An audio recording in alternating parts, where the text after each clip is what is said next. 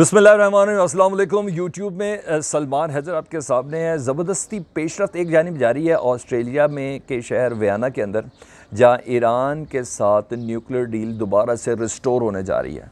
और ये किसकी ख्वाहिश पे हो रही है? अमेरिका की ख्वाहिश पे। ऐसे मौके पर ईरान ने अमरीकी शराइत को पाँव की नोक पर रख लिया, यानी ठोकर मार दी है। और उन्होंने कहा कि जब तक हमारी ये शराइत पूरी नहीं होगी, ईरान दोबारा से इस डील के अंदर आने का नहीं है। ये बात सारी तय कर लें। ये एक इतनी बड़ी पेशरफ्त है ऐसे मौके पर जब अप्रैल के पहले वीक से अब तक रशिया के साथ डेलीगेशन सतह पर, वफूद की सतह पर ईरान के मुज़ाकरात हो चुके हैं। चाइना के साथ वफूद की सतह पर मुलाकात और मुज़ाकरात ईरान के हो रहे हैं। यूरोप में बरतानिया के साथ हो रहे हैं, फ्रांस के साथ हो रहे हैं, जर्मनी के साथ हो रहे हैं। ऐसे मौके पर इतना स्ट्रॉन्ग स्टांस ईरान की जानिब से सामने आना, आप यकीन जाने पूरा यूरोप और अमेरिका हिल के रह गया। वो स्टांस क्या है? ईरान ने कौन सी शर्तें रख दी हैं दोबारा से इस डील के अंदर आने के लिए?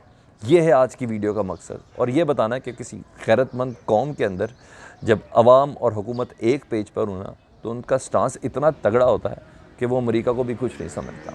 इस वीडियो को बनाने का मकसद सिर्फ यही है कि मैं आपको वो डिटेल्स बता सकूं, वो अपडेट्स आपके साथ शेयर कर सकूं जो ईरान सेंट्रिक इस वक्त ज़्यादा मौजूद हैं, जिसकी वजह से यूरोप और अमेरिका बहुत ज़्यादा परेशान फिर रहे हैं। मैं डिटेल की तरफ जाता हूं, लेकिन उससे पहले आपसे दरख्वास्त करूंगा कि इस चैनल को काइंडली सब्सक्राइब कर दें। आपका अपना चैनल है, आपकी ख्वाहिशात के ऊपर ये चैनल बेस्ड करता है। हम उसी के ऊपर वीडियोज़ बनाते हैं और मेहनत करते हैं, इसलिए काइंडली सब्सक्राइब कर दें और बेल आइकॉन दबा दें ताकि आने वाले वक्त में आप तक ये वीडियोज़ भी पहुँचती रहें। और फीडबैक ज़रूर दीजिएगा, आपका फीडबैक मेरे लिए बहुत ज़्यादा इम्पॉर्टेंट है। अच्छा जी, ईरान ने ना अमरीकी शराइत को मानने से बिल्कुल इनकार कर दिया। ये मैं आपको बताऊं, ईरान ने ये कहा है कि दरअसल ऑस्ट्रेलिया के शहर वियना में होने वाली जो 2015 का जो एक कॉन्ट्रैक्ट था ना, जिसको वियना कॉन्फ्रेंस के तौर पर ईरान के ऊपर कुछ न्यूक्लियाई पाबंदियाँ लगाई गई थी अफजूदगी के हवाले से, जिसको न्यूक्लियर डील कहते हैं, उस पाबंदियों पर ईरान ने मुकम्मल तौर पर अमल किया था। और उस अमल करने के बाद अमेरिका डोनाल्ड ट्रंप रजीम में अपनी मर्ज़ी से ही उन पाबंदियों से बाहर गया था और उन कॉन्फ्रेंस की शराइत से बाहर गया था। उन तमाम आर्टिकल्स को नल एंड वॉइड किया गया था। ईरान आज भी वो करना चाहता है, लेकिन उसके लिए शर्त यह है कि आर्टिकल जो है ना 29, इसकी ख़िलाफ़ वर्जी ना की जाए। इसकी ख़िलाफ़ वर्जी ईरान कह रहा है कि हमारे साथ जो कारोबारी लेन देन और हमारे इक़्तिसादी नमू के अंदर जो चीज़ बेहतरी की तरफ जाना चाह रही थी, अमेरिका वो 500 शराइत क्लॉज़ हैं उसको वापस नहीं ले रहा। इन 500 शराइत में इंसान भी शामिल हैं, कारोबारी शख्सियात भी शामिल हैं, कंपनीज़ भी शामिल हैं, ईरान की ऑर्गेनाइजेशंस भी शामिल हैं, जिनके ऊपर सैंक्शंस लगाकर अमेरिका दुनिया के सामने ये शो करना चाह रहा है कि मैं वियना कॉन्फ्रेंस का पार्टिसिपेंट बनना चाहता हूँ, जिसका नाम है JCPOA। जी हाँ, joint comprehensive plan of action. इस प्लान ऑफ एक्शन का मैं हिस्सा बनना चाहता हूँ, लेकिन पीठ पीछे वो क्या कर रहा है? वो ईरान के ऊपर उन तमाम सैंक्शंस को जारी रखा है जिसकी बिना पर उसकी इक़्तिसादी तरक्की नहीं हो सकती। आर्टिकल 29 ये कहता है कि ईरान को इक़्तिसादी ग्रोथ का मुकम्मल हक़ है, पूरे दुनिया के तमाम ममालिक से कारोबारी सरगर्मियाँ जारी रखने का वो मुकम्मल हक़ रखता है, और यूरोपीय ममालिक विद अमरीका ये तमाम इस बात की इसको इजाज़त देते हैं कि ये कारोबार ग्रेजुअली इन शराइत के साथ पूरा करते हुए, इधर से ईरान अपनी शराइत को पूरा करेगा अफजूदगी के हवाले से, एटॉमिक के जो रूल्स एंड रेगुलेशन जो स्पेशली इस एटॉमिक एनर्जी के हैं उनको ग्रेजुअली फॉलो करेगा। दूसरी जानिब ईरान की इक़्तिसादी जो हालत है उसको बेहतर बनाने के लिए कारोबारी डील्स ईरान कर सकता है। ईरान के ऊपर से ये सैंक्शंस ख़त्म नहीं हो रही। अमेरिका के अंदर जो ईरान के असासे जो मुंजमद हैं, जो बैंक अकाउंट्स मुंजमद हैं, उनको आस्ता आस्ता खोला जाएगा ताकि ईरान की इक़्तिसादी हालत बेहतर हो, तो उसकी आवाम की फलाह बहबूद भी हो सके। ये तमाम वो चीज़ें थी जो 2015 में एक कॉन्ट्रैक्ट की सूरत में सील बंद थी, जिस पे अमल करना था।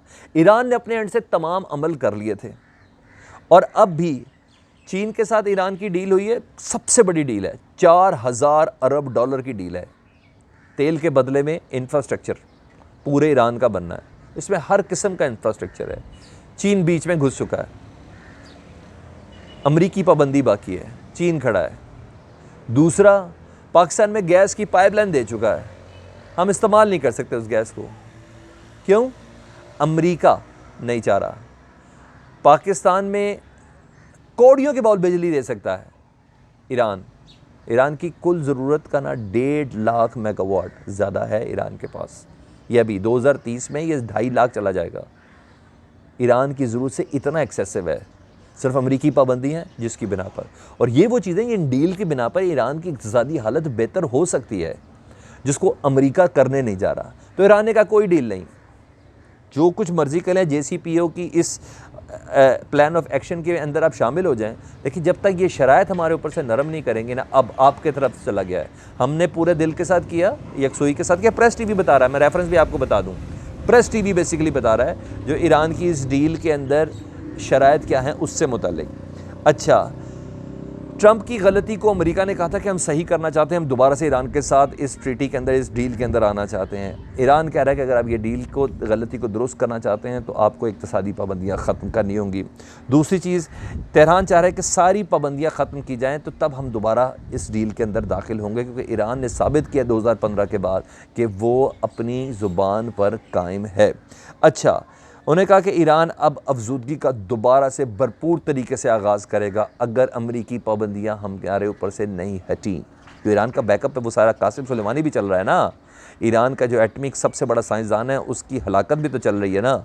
ईरान के जो एटमिक डिप्लॉयमेंट्स हैं, यूरेनियम के हवाले से नहीं, जिसे कहते हैं कि दूसरी जो ईरान की लैब्स हैं, जिसकी बिना पर ईरान को ख़ुद कफ़ील होने के लिए या ताकतवर होने के लिए, ख़ित्ते में अपनी थोड़ी से बना के रखने के लिए उन लैब्स और उन सेंटर्स को कायम रखना है, उनके ऊपर हमलों का मास्टरमाइंड इसराइल ईरान के जहन में ये है ना।